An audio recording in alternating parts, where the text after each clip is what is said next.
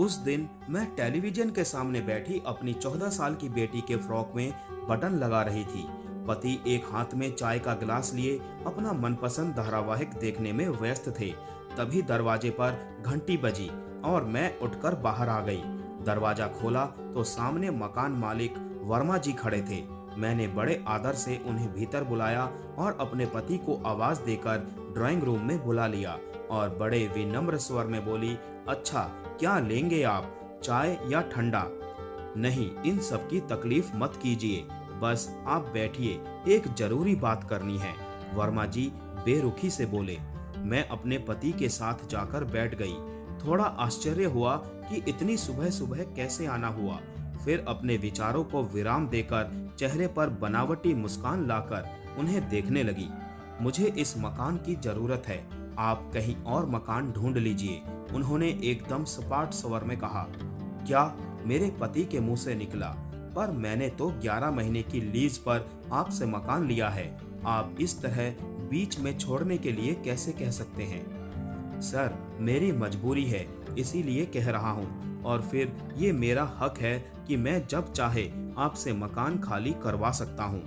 दोनों के बीच विवाद को बढ़ता देखकर मैंने बेहद विनम्र स्वर में कहा, पर ऐसा क्या कारण है भाई साहब जो आपको अचानक इस मकान की जरूरत पड़ गई? हमने तो हमेशा समय पर किराया दिया है। फिर आपका तो और भी एक मकान है, आप उसे क्यों नहीं खाली करवा लेते? कारण आप भी जानती है, मुझे पहले से पता होता तो आपको कभी भी ये मकान ना देता। मेरा 1 महीने का कमीशन और सफेदी कराने में जो पैसा खर्च हुआ सो अलग, पर ऐसा क्या किया है हमने? मैं चौंक गई। कारण आपकी बेटी है और उसकी बीमारी है। पिछले मकान से भी आपको इसीलिए निकाला गया था क्योंकि आपकी बेटी को एड्स है और ऐसी घातक बीमारी के मरीज को मैं अपने घर में नहीं रख सकता। फिर कॉलोनी के कई लोगों को भी ऐतराज है।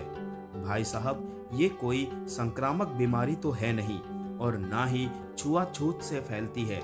ये तो हर जगह साबित हो चुका है और फिर हम दोनों में से किसी को भी तो नहीं है।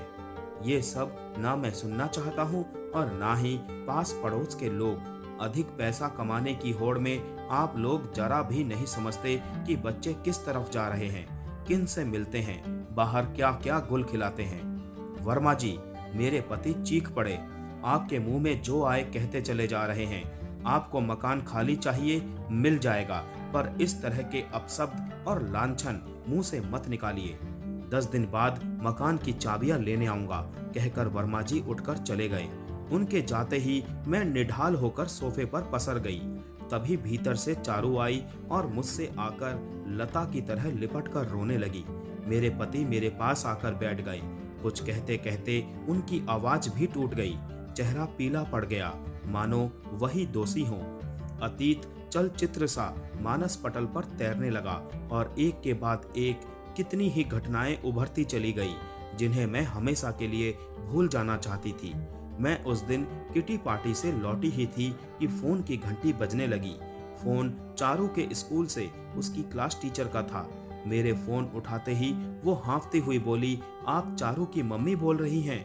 मेरे हाँ कहने पर वो बिना रुके बोलती चली गई, कहाँ थी आप अब तक? मैं तो काफी समय से आपको फोन मिला रही हूँ। आपके पति भी अपने ऑफिस में नहीं हैं। क्यों, क्या हुआ? मैं थोड़ा घबरा गई। चारू सीढ़ियों से फिसलकर नीचे गिर गई थी। काफी खून बह गया है। हमने फौरन उसे फर्स्ट एड दे दिया है। अब वो ठीक है, आप उसे यहाँ से ले जाइए, वो एक ही सांस में बोल गई। मैंने बिना देर किए ऑटो किया और चारू के स्कूल पहुंच गई। वो मेडिकल रूम में लेटी थी और मुझे देखकर थोड़ा सुबकने लगी। मैंने झट से उसे सीने से लगाया। तब तक वहां बैठी एक टीचर ने बताया कि आज हमारी नर्स छुट्टी पर थी, इसीलिए पास के क्लिनिक से उसको मरहम पट्टी करवा दी है तथा एक पेन किलर इंजेक्शन भी दिया है। मैं उसे थोड़ा सहारा देकर घर ले आई। 1-2 दिन में चारू पूरी तरह ठीक हो गई और स्कूल जाने लगी। इस बात को कई महीने हो गए। एक दिन सुबह सुबह मेरे पति ने बताया कि प्रगति मैदान में पुस्तक मेला चल रहा है। मैं भी जाने को तैयार हो गई, पर चारू थोड़ा मुंह बनाने लगी। मम्मा, वहाँ बहुत चलना पड़ता है, मैं घर पर ही ठीक हूँ। क्यों बेटा, वहाँ तो तुम्हारी रुचि की कई पुस्तकें होंगी, तुम्हें तो किताबों से काफी लगाव है। खुद चलकर अपनी पसंद की पुस्तकें ले लो, मेरे पति बोले। नहीं पापा, मेरा मन नहीं है, कहकर वो बैठ गई।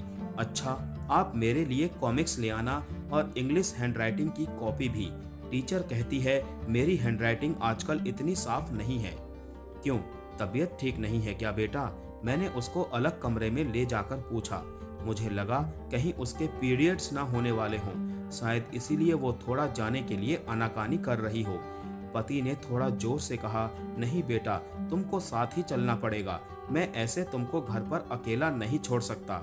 वो अनमने मन से तैयार हो गई, पर मैंने महसूस किया कि वो मेले में जल्दी ही बैठने की जिद करने लगती। फिर उसे एक तरफ बिठाकर हम लोग घूमने चले गए। घर आते आते वो फिर से एकदम निढाल हो गई। अगले दिन स्कूल की छुट्टी थी। मैं उसे लेकर डॉक्टर के पास गई। उसने थोड़े से टेस्ट लिख दिए जो 1-2 दिन में कराने थे। 2 दिन बाद फिर से ब्लड टेस्ट के लिए खून लिया चारू का। अगले दिन सुबह सुबह डॉक्टर का फोन आ गया और मुझे फौरन अस्पताल में बुलाया। पति तब ऑफिस जाने वाले थे, उनकी कोई जरूरी मीटिंग थी। मैंने कहा कि 12 बजे के बाद मैं आकर मिल लेती हूँ, पर वो बड़े सख्त लहजे में बोली कि आप दोनों ही फौरन अभी मिलिए। मैं थोड़ा विफर सी गई कि ऐसा भी क्या है कि अभी मिलना पड़ेगा, पर वो नहीं मानी। हमारे पहुंचते ही डॉक्टर बोली, मुझे आप दोनों का ब्लड टेस्ट करना पड़ेगा। हम दोनों का? मैं एकदम से मुंह बनाकर बोली, मैंने आपकी बेटी का 2 बार ब्लड टेस्ट किया है। मुझे बड़े खेद के साथ कहना पड़ रहा है कि उसे एड्स है। क्या? हम दोनों ही चौंक गए। मेरी सांसें तेज होती चली गई और छाती जोर जोर से धड़कने लगी। मैंने अविश्वास से डॉक्टर की तरफ देखकर कहा, आपने सब टेस्ट ठीक से तो देखे हैं? ऐसा कैसे हो सकता है? ऐसा ही है। अब देखना ये है कि ये बीमारी कहीं आप दोनों में तो नहीं है। मेरे तो प्राण ही सूख गए। मुझे स्वयं पर भरोसा था और अपने पति पर भी। फिर भी एक बार के लिए मेरा विश्वास डोल गया। ये सब कैसे हो गया था? हमारा ब्लड ले लिया गया। लगा जैसे सब कुछ खत्म हो गया है। मेरे पति उस दिन ऑफिस नहीं गए और ना ही मेरा मन किसी काम में लगा। दूसरे दिन हम लोगों की रिपोर्ट आ गई और रिपोर्ट नेगेटिव थी। मैंने डॉक्टर को चारू के बारे में सब कुछ बताया और आश्वासन दिलाया कि उसके साथ कहीं कोई दुर्व्यवहार नहीं हुआ। बातों बातों में डॉक्टर ने एक एक करके बहुत सारे प्रश्न पूछे।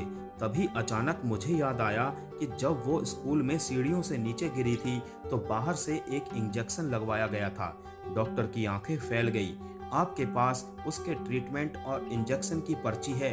ऐसा तो मुझे स्कूल वालों ने कुछ भी नहीं दिया, पर एक टीचर कह रही थी कि उसे इंजेक्शन दिया गया था और इस बात की पुष्टि चारू ने भी की थी। हम लोग उसी क्षण स्कूल में जाकर प्रिंसिपल से मिले और अपनी सारी व्यथा सुनाई। प्रिंसिपल पहले तो बड़े मनोयोग से सारी बातें सुनती रही, फिर थोड़ी देर के लिए उठकर चली गई। उनके वापस आते ही मेरे पति ने कहा कि यदि आप उस टीचर को किसी तरह बुला दें जो चारू को क्लिनिक में लेकर गई थी, तो हमें कारण ढूंढने में आसानी होगी। कम से कम हम उस पर कोई कानूनी कार्रवाई तो कर ही सकते हैं। क्या आपको उसका नाम मालूम है? वो बड़े ही रूखे स्वर में बोली। चारू उस समय हमारे साथ थी, पर वो इस बात का कोई ठीक से उत्तर नहीं दे सकी। इस पर प्रिंसिपल ने बड़ी लापरवाही से उत्तर दिया कि मैं मामले की छानबीन करके आपको बता दूंगी। मेरे पति आपे से बाहर हो गए। उनकी खींच बढ़ती गई और धैर्य चूकता गया। हमारे साथ इतना बड़ा हादसा हो गया और हम किस मानसिक दौर से गुजर रहे हैं, इस बात का अंदाजा है आपको?